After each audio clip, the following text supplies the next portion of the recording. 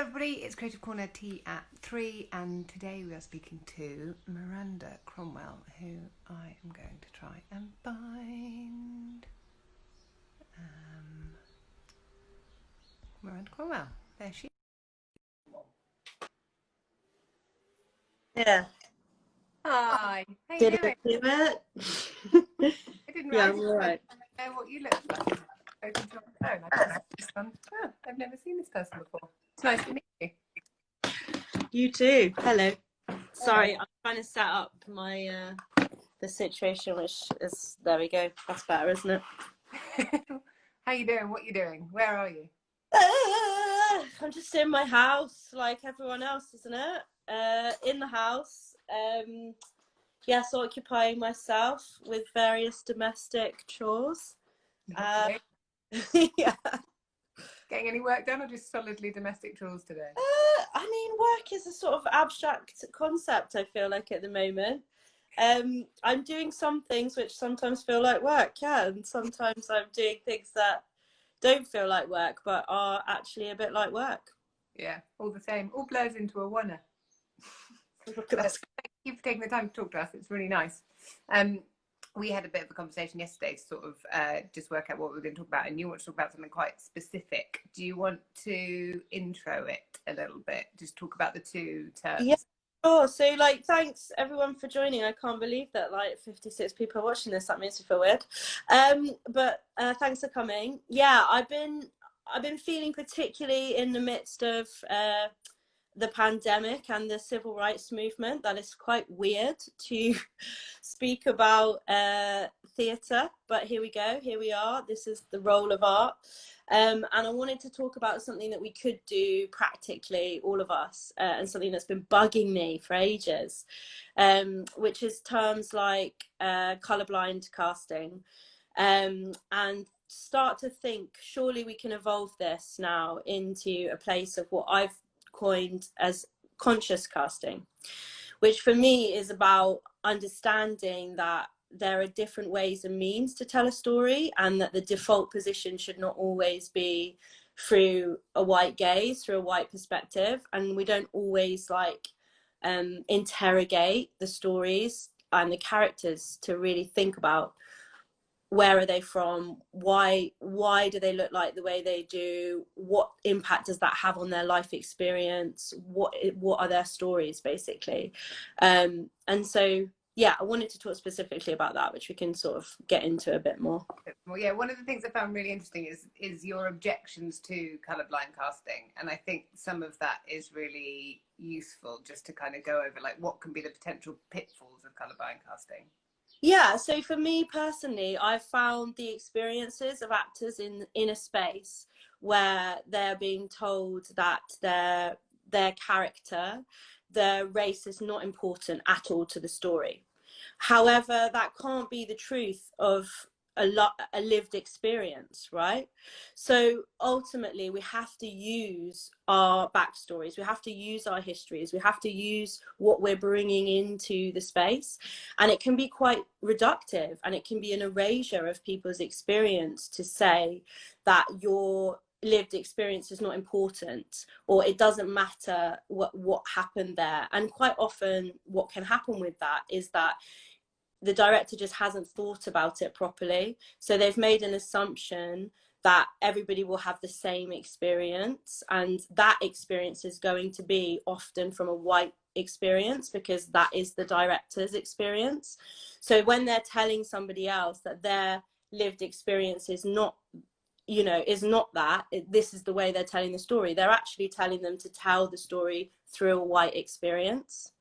Which I found really, I think it's very true. And we talked about it from lots of different angles. So what the central thing of that is you can't, if it is a character that has quote unquote been written white, even if it's not explicitly so, just to kind of broadly apply actors of any different background to that character without interrogating what that means. You were basically saying that audiences, colourblind casting is a fiction in as much as audiences do see colour. Yes, absolutely. I think it really ties into this whole argument about like, I don't see colour, you know, okay. However, quite often that that is actually just not true. It's like, Yeah. you can tell, we know, and we can see it, and it doesn't just apply to color. For me, this is why I say conscious casting, because I think it also applies to disability, and I think it can, you know, it can apply to gender as well. And ultimately, we do read things, we read information and clues about who people are, and it does have an impact on the way that we see the story. Now, I think it's really clear for me to say it doesn't, I'm not objecting to the idea of having a completely diverse cast. I think that that can be really powerful and really exciting. I think what you have to think about is, how does that impact the character? Actually, where could it be really beneficial to see a Black character in that role, to see a Southeast Asian character in that role? What would it do to the character if that character was blind, or if they were deaf? You know, like, it might change the story actually in a really powerful way. To just ignore the fact that that actor and that human being that you have in the space is from that lived experience, for me, is the erasure that I am fed up of seeing. And it's lazy, because you force the actor to find the connection. You force the actor to try to make sense of their backstory, to try to make sense of the way in which they have ended up in that space.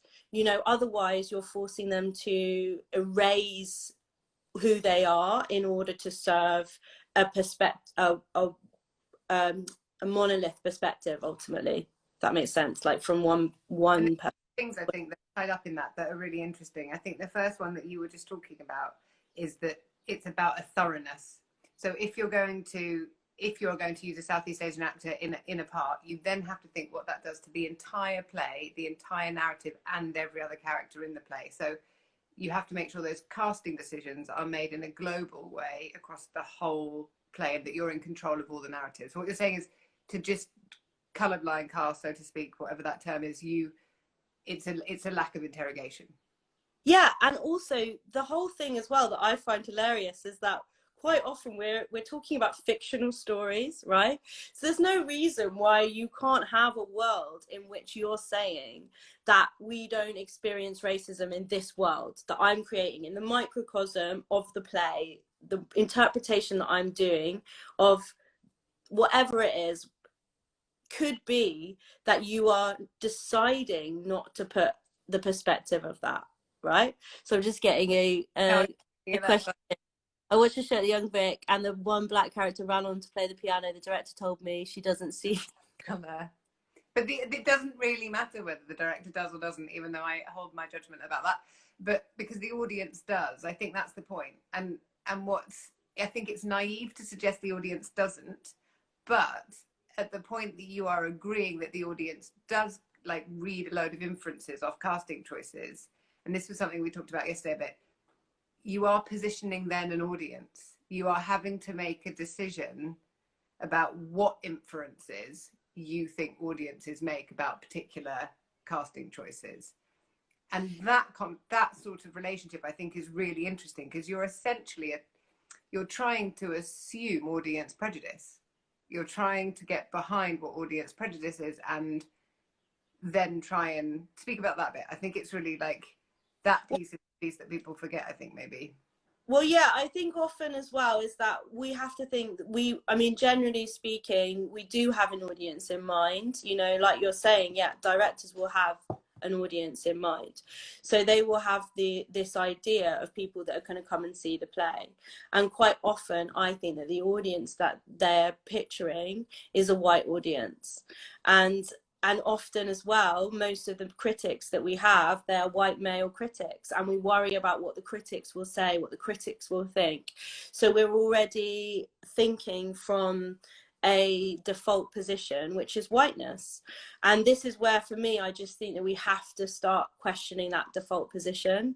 So in a way, if you're saying that the play, yeah, the argument will be, but the history of that play, it's a small town, everybody has the same experience.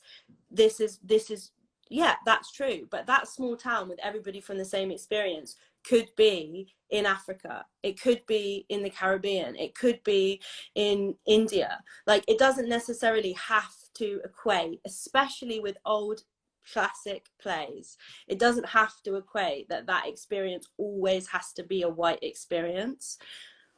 And were that playwright not to be dead and you had to be in conversation with them, how would that relationship be navigated? Like, what could you say to young writers in terms of allowing the work, sort of interrogating their own perspective, maybe their own unconscious bias of how they're casting their plays in their mind, and what that journey is to try and make that the fabric of that play a little bit more open or breakable or like remoldable, or like, yeah, what's the writer's role responsibility in that? Yeah, so I'm sorry, I'm just going to quickly reintroduce myself because someone's just asked in the comments. So I'm Miranda Cromwell, I'm a freelance director, and I'm just talking about conscious casting as opposed to colourblind casting. And I wanted to talk about this, and in relation to the question that you've just asked, oh God, my brain just went. So I think for me, what I realised in my own experience is that I read old classic plays and I just think about old white people. Yeah. Right. I think about the person that wrote it. I think about what they were trying to do, and my default position is whiteness, right? When I was doing Death of a Salesman, so I co-directed Death of a Salesman with Miranda Elliot, and we were looking at translating the play into an African-American experience. What happened with that is the whole play opened up for me in a massive way. The text suddenly meant something else. And this for me is the power, right, of casting and of interpretation and of your imagination as a director or as a reader of that work, right? Think about how else it could be interpreted. Think about what perspective you could come from. And if you think about the main central character or the theme and the drive of the play and what it's trying to say, you might find a community or a group of people or a type of person that has that lived experience in a really powerful way, in a way that we haven't imagined before, right? We've seen these old plays done time and time and time again with the same casting over and over again. So how is it really opening it up to explore it in a different way? How does it speak to where we are now? And I would suggest, if you're writing a play or if you're working with a young writer, just question them. Just say to them, does that character have to be white? That brings into question a whole other thing, which is, again, like really big, and we're going to have a go at it, but like the right to write question. So if you have got a young writer who is writing from a specific cultural perspective, and you are saying that needs to be broader, or we want to relocate that, if the place you're relocating it to isn't necessarily a cultural perspective that they have lived, how might they negotiate that, or how does that conversation get sort of negotiated? What we're trying to do is talk to each other and read your questions at the same time, so that's why we keep sort of looking a bit it's quite stressful to do both, but we're managing well. Yes. Well, I mean, this is there's various different kind of strings. I'm gonna just, if it's okay with you, I'm sorry, I'm just gonna answer this question about new life. Stop and answer as many as you want to answer. Yeah. I just want it to be clear. So, for example, when we were doing Death of a Salesman, the experience of the African American family at that time would have been completely different to the experience of the Jewish family potentially that Arthur Miller was writing for. But some of the reasons why it's so resonant is because there was discrimination and there was oppression for Jewish people at that time too, and there's a certain amount of things that are similar. But what I found was the reason that it gave it a new life, I would suggest, is because when you take into consideration all the other things that Black African-American family have had to experience, when you take into consideration their history, everything becomes more loaded, and the interaction then is interesting. Oh, she was agreeing. Sorry. It's so hard to read the question. It's really intense.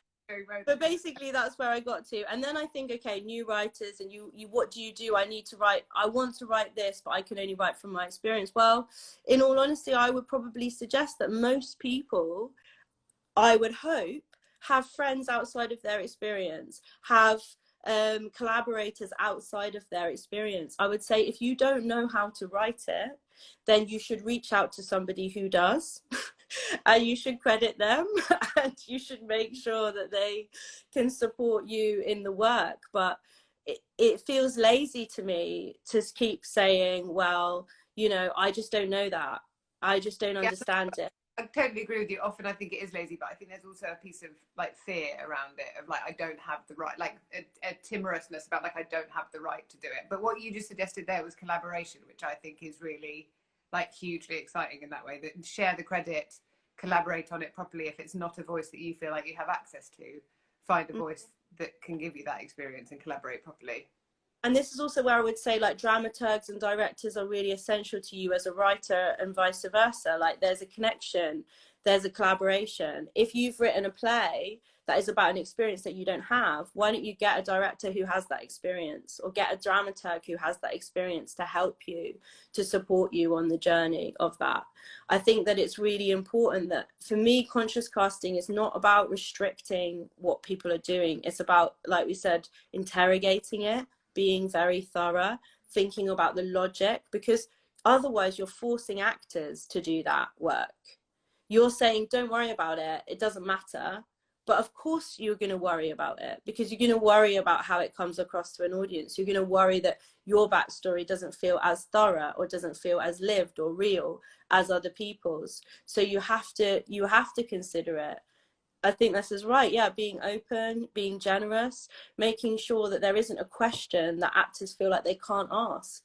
You know, if they feel afraid that the conversation is going to open a can of worms, is going to make everybody feel uncomfortable, then you haven't done your job properly to set up the room so that that person feels safe. You could start your process by saying, in this world, there is no racism. There is a reason why it's so diverse, because what I'm interested in is looking at this specific thing. If you set that up, if you know why the world looks the way that it does in your play and what the logic is, then that makes total sense. It's not telling people they can't do that. It's just saying, please do the work, do the research. Don't expect actors to do that. So I'm interested in this question. Heard some writers say that it's not okay for non-Black writers to write about Black people, but it is not an issue for Black writers. Oh, well, yeah, I mean, that's a really interesting one. My feeling is this comes back again to privilege. It comes back to how many Black writers are allowed and afforded and given space and time in buildings to write their stories, right? If there haven't been any of those stories, then no, I don't think you should write it if it's not your experience. I think that ultimately we have to understand that if you have lighter skin in our world, in this world, then you have more opportunity. So if you are trying to write something about something that somebody else doesn't have an opportunity to write, then that is unfair, unjust. Then move aside. You know, absolutely unjust. Like, you're stepping into a position that somebody else should be taking. When we live in a world and when there are proper equal opportunities for everybody, everybody can write what they want about anyone. But we don't live in that space. So therefore, you have to take into consideration, you've already been given so many more opportunities. Don't take that person's story. Support. Because what that suggests, there's an interesting, I think, argument about protagonists there, because like it suggests that all plays are made up of people from exactly the same cultural perspectives or lived experience. And that's, you know, you should be writing plays, hopefully, if they're not monologues, that have multiple lived experiences in it. So it sort of just blows the question right open from the get-go. You need to I agree with the stepping aside thing, and I think that there is totally it's naive to say that there aren't power dynamics in place. And that works. If people have more power, they need to make more room, basically. It's a really straightforward thing if you're kind of reaching towards equity. But there is also a thing of understanding that plays should have many perspectives in them. So it's always more nuanced than I think slightly than those questions say. Sorry, I'm trying to read them again. In the past, women were not right, so they took male pen names. Nothing is impossible. Yeah, that's true. Although I feel like they should have just been able to write with their own names. That's how I feel about that. Good. So the other thing we were sort of talking about, oh, wait, there's more. I've been wondering if I can still use a monologue written for a blonde hair, blue-eyed girls, but I'm Caribbean. But I can connect to the writing. Yes, that's what it's about. For me, that's what it's all about. Is how and why do you connect to the writing, and what is it about your lived experience which speaks to you in that writing? And that's absolutely right. I think this is what I'm saying. It's like not a hard and fast rule. It's about connection. It's about understanding that, you know, what was fascinating is we took Natasha Marshall's play Half Breed, which is about a small town, a small village in Somerset where she lives, very, you know, regular racist village in Somerset. And we took it to India, and we were thinking, well, how is anyone going to relate to this? I mean, are they going to even understand the accent? And what was so fascinating to me was they understand small village rural life better than anyone. They understand colorism better than anyone. They got it in ways that I could not have predicted.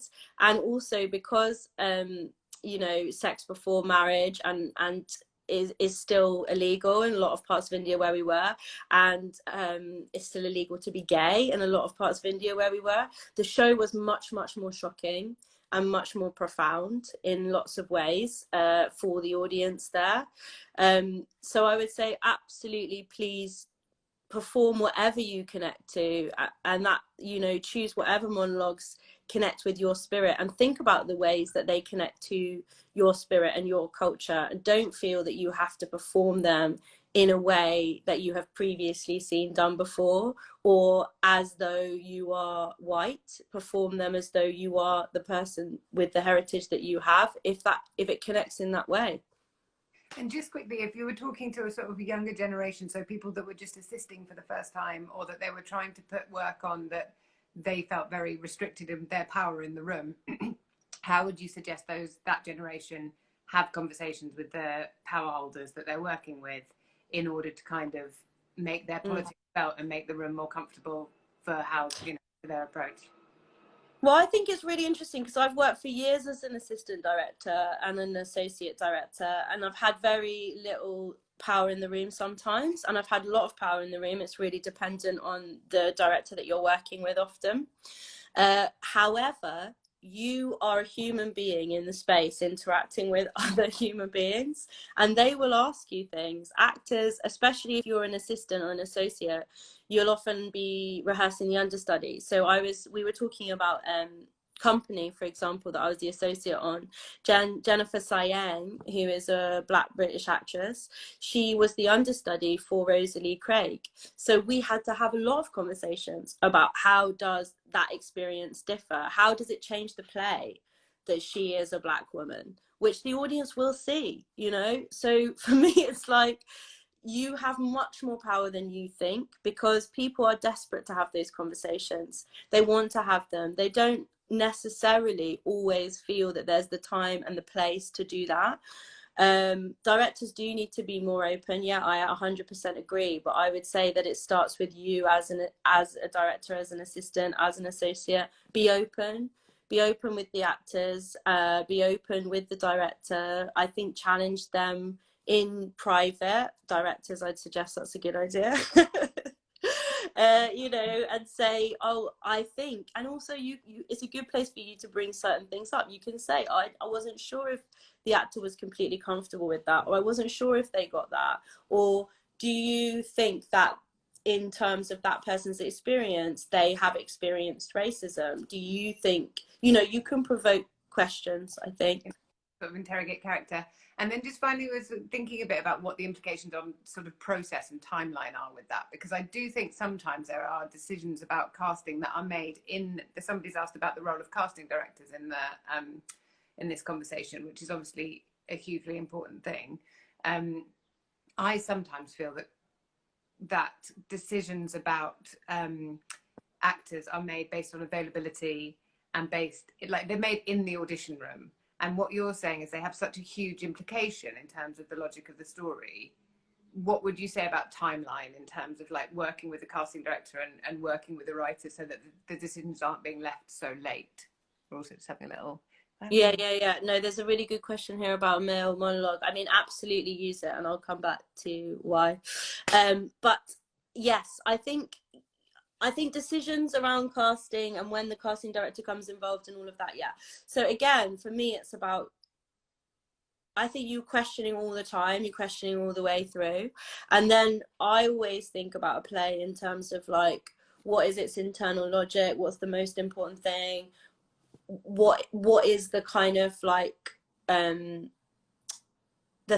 the thing that I really want to get across with this interpretation or with this play, or what is the writer trying to say, and how is it best to say that? And I think that obviously at that point you can really think about casting, because you can think about how the casting might help to galvanize that point, might create more interesting conflict or connection between the characters depending on how you cast it. And then I'd also say that you might also have questions, like, again, if I just go back to Death of a Salesman for an example, we knew that we knew the family were going to be African American because that was the lead drive of why we wanted to reinterpret the play, but we didn't know about the rest of the characters. So we saw a lot of different actors from different backgrounds, and then it becomes about what's the most compelling performance, you know, where do I really feel not only what that actor is bringing is giving this power, but also where that casting choice really makes the writing sing, makes it come alive. And sometimes you do need to be open in the casting process for that. And I'd say this is also where it's really important as well, that you know, we are open to seeing disabled actors, because how do you know? You don't know what that person's going to bring, and you don't know how that disability might actually give the character or the play something really powerful. So I think that it's like a bit of half a dozen of one and six of the other. You've got to prepare, you've got to interrogate, but then you've got to be open to seeing those performers and seeing how they will change the story as it goes along. Do you want to answer that monologue one? Yes, again, for me, I think I really want to say this really loudly, like, if the writing connects with you, if you really feel it, then of course you should do it and you have something to say. I would just say you might want to do that as a female, you might want to do that as a non-binary person, you might want to do that as a male. For me, it's about saying, what will that do to the monologue? What will it do to the power of the story and the storytelling? And how actually can you harness that and use it in an exciting way? And I would say, just on the whole, that drama schools have seen a lot of the monologues that come their way a lot of times done by people that fit the casting bracket. So if you are sort of casting yourself against the casting bracket, you may well be offering them some sort of light relief in a long day of having seen the same thing. So it might actually be a very good thing to do. Yeah, it shows you're using your imagination and your creativity as well. Good. Right. Well, it's a great writing question. So I have a writing task that I have to set every week, which you can comment on and add to, which is just to interrogate your own work on the basis of the conversation we've just had. So do you think there is an implicit cultural perspective in your work, and how do you feel about shifting that?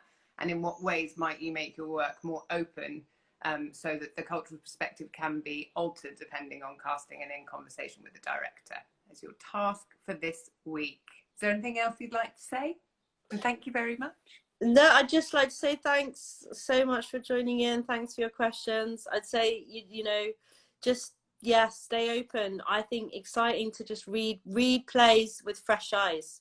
Just imagine them with different people in them and see what it does to see what it does to the place. Good. Thanks. Thank you so much. Thank you, Miranda. And nice to meet you as well. It's really good. Bye. Bye.